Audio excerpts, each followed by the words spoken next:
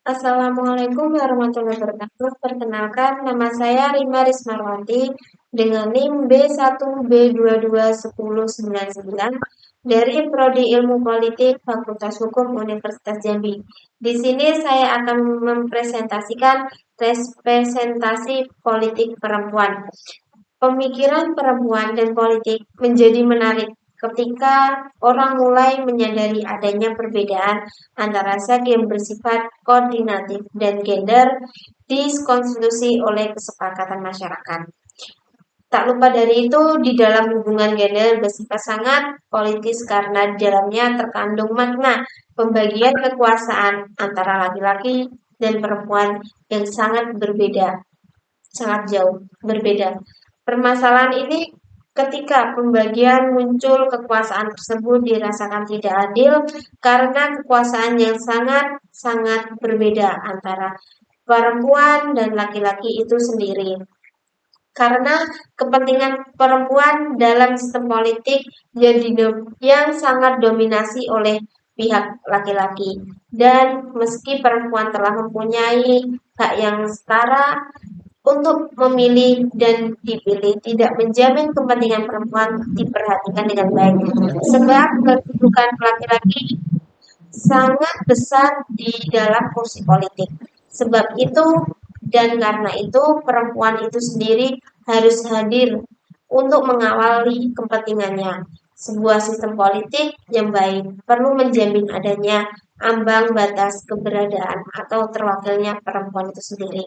Ambang batas ke, ambang batas keberadaan keterwakilan ini merupakan ambang batas jumlah yang tertentu untuk memastikan kelompok tersebut dapat mempengaruhi keputusannya sehingga kepentingan hak tidak diabaikan. Tak lupa dari itu, tak lepas dari itu, kehadiran perempuan dalam bidang politik sangat sedikit di dalam negeri Indonesia ini. Penemuan kebutuhan kepentingan perempuan mengharuskan kehadiran perempuan itu sendiri dalam area politik itu sendiri. Kehadiran tersebut diperlukan agar perempuan mampu mendefinisikan dan menginterpretasikan kebutuhan perempuan itu sendiri, mana yang sangat dibutuhkan dan mana yang tidak, mempunyai status politik yang jelas dalam area politik, memiliki yaitu menjelaskan memiliki kedudukan yang pasti di dalam bidang politik itu sendiri. Selanjutnya mengawasi agar kebutuhan perempuan tersebut dapat dipenuhi, agar mencukupi semua kebutuhan perempuan. Adapun demokrasi perwakilan, mengapa harus perempuan? Karena keadilan naif. Tidak adil jika sekelompok orang laki-laki mewakili semua laki-laki dan perempuan. Sebab laki-laki sama perempuan itu sangat berbeda. Kebutuhannya perempuan dan laki-laki itu tidak bisa disamakan rata. Manfaat potensi penduduk perempuan banyak mengalami kepentingan perempuan yang sulit diwakili kepada laki-laki. Misalkan menderita istri yang poligami gender deskripsi terhadap perempuan, yaitu perempuan yang diceraikan atau diduakan. Nah, habis itu hambatan partisipasi perempuan subslider atau secara efektif bisa melalui yaitu budaya peran gender, perpisahan peran perempuan laki-laki, yaitu antara laki-laki dan perempuan itu dipisahkan. Sebab itu perempuan sama laki-laki tidak bisa disamakan. Itu minimnya relasi modeles, minimnya pengalaman profesional, pendanaan yaitu pendanaan kampanye, pemilu, gerakan perempuan, kesadaran dan persatuan perempuan yang harus dimiliki setiap perempuan itu sendiri. Demam sendiri, yaitu secara efisien, itu bisa menjaringkan balon dalam partai politik, membuat keputusan dalam partai politik. Sistem pemilu, nomor urut, sikap elinik partai, suara terbesar, sikap pemilu, belum ada budaya kota. Selanjutnya yaitu teori demokrasi Malestreman. Teori-teori politik yaitu warga negara yang harus berada dalam teori demokrasi itu. Pada mulanya warga yang aktif, laki-laki, perempuan, bagi keluarga milik laki-laki yang mewakili keluarga untuk urusan keluar laki-laki. Teori liberalisme yaitu konsep individu tidak melindungi fakta adanya perbedaan antara laki-laki dan perempuan. Laki-laki bisa jadi perempuan, perempuan ya harus menjadi laki-laki. Tidak ada kekurangan dalam setiap itu pun. Itu publik atau hal-hal yang sangat penting. Privat, hal yang dianggap kuat penting, isu-isu yang terkait dengan perempuan cenderung dianggap remeh, tidak penting, tersingkir ameh. Yaitu contohnya tentang perempuan yang dicap nakal. Tentang yaitu perempuan yang hamil luar nikah, itu sangat jelek, sangat buruk banget dipandang masyarakat. Oleh karena itu, laki-laki juga bisa melakukan hal segitu, tetapi di dalam masyarakat perempuan yang sangat bersalah dalam hal itu, yaitu strategi mengidentifikasi dan menghilangkan hal yang menghambat partisipasi politik, yaitu hal-hal yang menghambat perempuan untuk menuju ke dalam politik itu.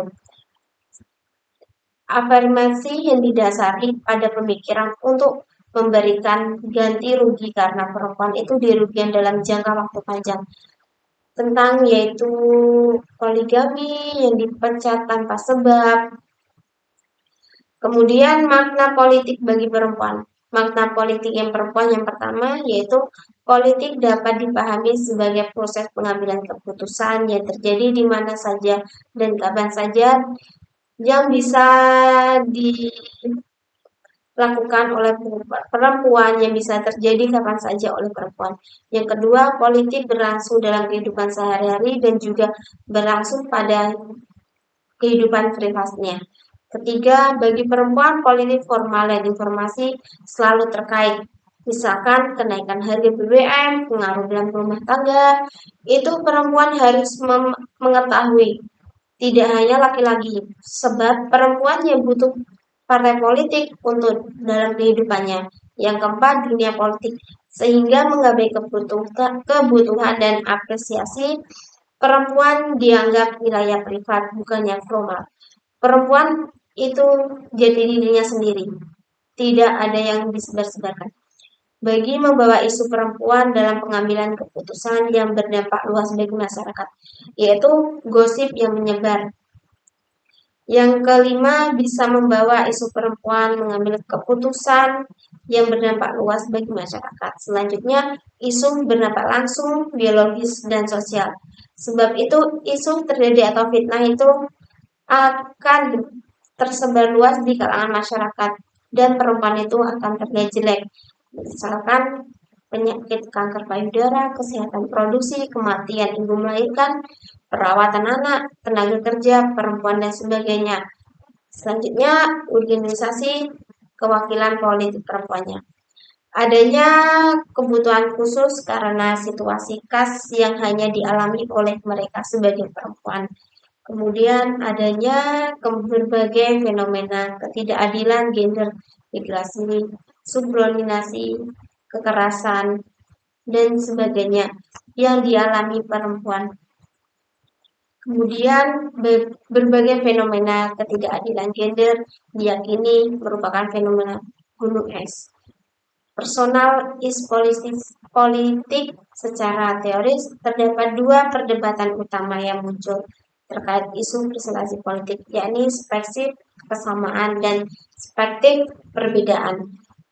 Kemudian pada konteks kewakilan politik perempuan, perspektif kesamaan menekankan pemberian jumlah yang sama dengan laki-laki dan perempuan, sedangkan perspektif ada perbedaan menekankan bahwa pembagian hak tersebut diberikan karena perempuan itu memiliki sifat atau kepentingan yang mendasar untuk didasarinya. Posisi yang pertama mengambilkan bahwa para perempuan menerima jabatan politik akan menjadi laki-laki politik. Sedangkan pada keduanya mengandaikan para perempuan akan mengubah praktisasi atau hakikat politik menjadi minimal. perspektif persamaan, menekankan perempuan untuk dinilai atas dasar kreatif laki-laki yang tidak memadai. Maka, untuk kinerja secara efektif, para pelaku politik perempuan diharapkan mengikuti aturan main yang ada. Sebagian perempuan berani dan perbedaan dan terwakili. Sejarah perempuan di parlementer yaitu di Indonesia 55 sampai 55. Itu terdapat 3,8%, 50 sampai 30 terdapat 6,3%, di angka 55 sampai 60 ada 3,5%, di angka 56 sampai 59 ada 50,1%, di angka 71 sampai 77 ada 7,8%, di angka 82 sampai 87 ada 8,5%, di angka 87 sampai 92 ada 13,0%, di angka 92 sampai 97 terdapat 12,5%, di angka 99 sampai 2004 ada 9,0%, di angka 2004 sampai 2009 ada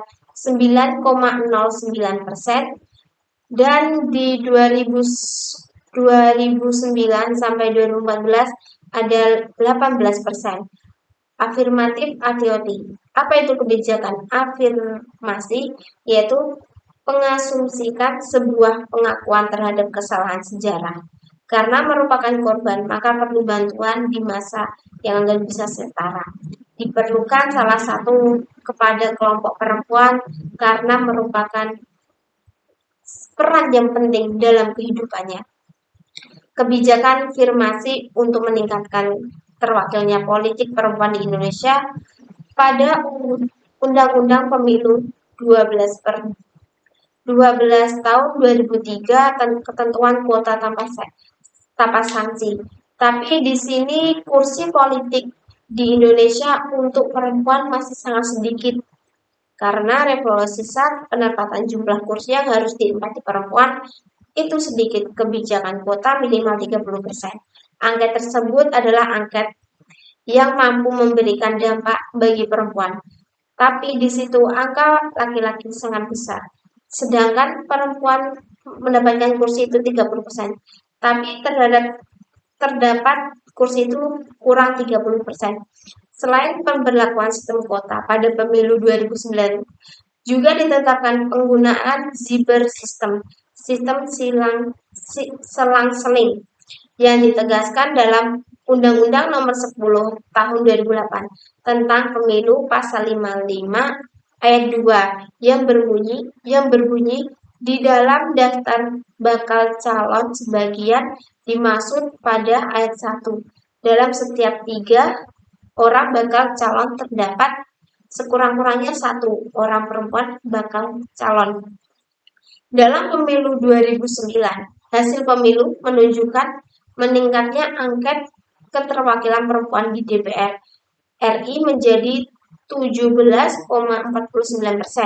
Namun, angka ini masih belum memenuhi kuota minimal 30% karena masih sangat sedikit perempuan untuk menuju ke bidang kursi politik sendiri itu.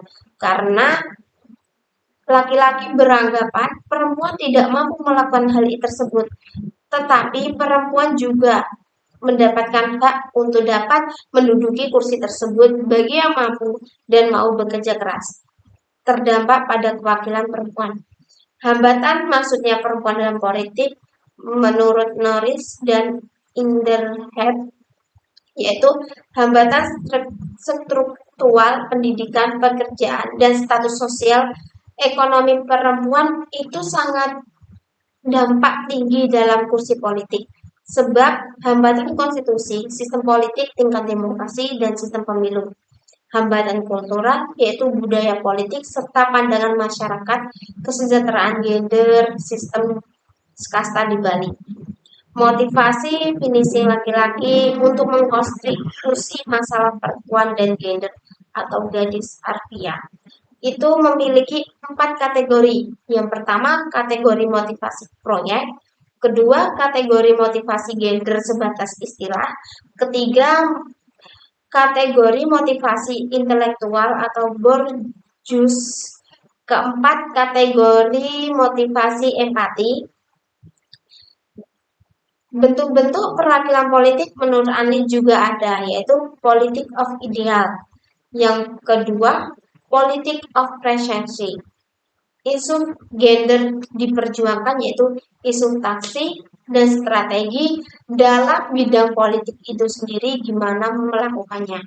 Ada juga perubahan yang sebab kewakilan perempuan menurut Azam Khan Join, yaitu institusi nasional atau prosedurna, membuat parlementar yang lebih ramah perempuan melalui aturan-aturan atau sensitif yang gender yang sudah ada. Representasi yaitu menjamin berlanjutnya perempuan, meningkatkan akses ke parlementer yang merubah undang-undang pemilu, setara kemajuan legislasi, setara diskelaminan, yaitu kebijakan feminasi legislasi dengan memastikan sudah ada perhitungan isu atau peran perempuan di dalam hal tersebut. Karena yaitu penting banget untuk menuju ke situ. Atau diskursus mengubah bahasa parlementer menjadi spesifik perempuan, mendorong perempuan lebih maju dan berintelektual dalam bidang politik tersebut sih. Yaitu barbar legislasi dalam handphonenya untuk politik marketing yang mengungkapkan bahwa perempuan di Amerika lebih menyukai masalah-masalah kesehatan, kriminalitas, pendidikan. Pada akhirnya perbedaan antara seks dan gender menceramai perbedaan antara kepentingan perempuan dan kepentingan laki-laki, karena gender juga mengekspresiasikan dampak-dampak dari hubungan antara perempuan dan laki-laki. Itu sangat penting dari hubungan antara perempuan dengan antara laki-laki. Menambahkan bahwa kehadiran perempuan dalam politik akan menjadikan beban, tetapi itu salah. Karena kehadiran perempuan di dalam politik akan merubah tatanan kehidupan bernegara, tidak hanya secara organisasi terwakili kepentingan perempuan, melainkan juga karena terwakilnya representatif mereka di dalam bidang proses pembuatan kebijakan publik. Bisa merasakan mana kepentingan untuk perempuan yang mendasar, apalagi yang tidak gitu. Terus ide keterlibatan perempuan dalam politik kini memang hanya membawa semangat untuk memperjuangkan penyelesaian masalah perempuan, namun juga sekaligus membawa perspektif perempuan ke dalam politik. Masalah dari perspektif perempuan, masalah perempuan dipertimbangkan sebagai masalah-masalah yang ada. Karena dasarnya perempuan sangat penting atau harus menjadi lebih maju untuk menduduki kursi tersebut. Sebab perempuan juga berhak, dia setara dengan laki-laki, harus tahu gimana politik di luar gimana, apa perkembangannya. Perempuan bisa setara dengan laki-laki.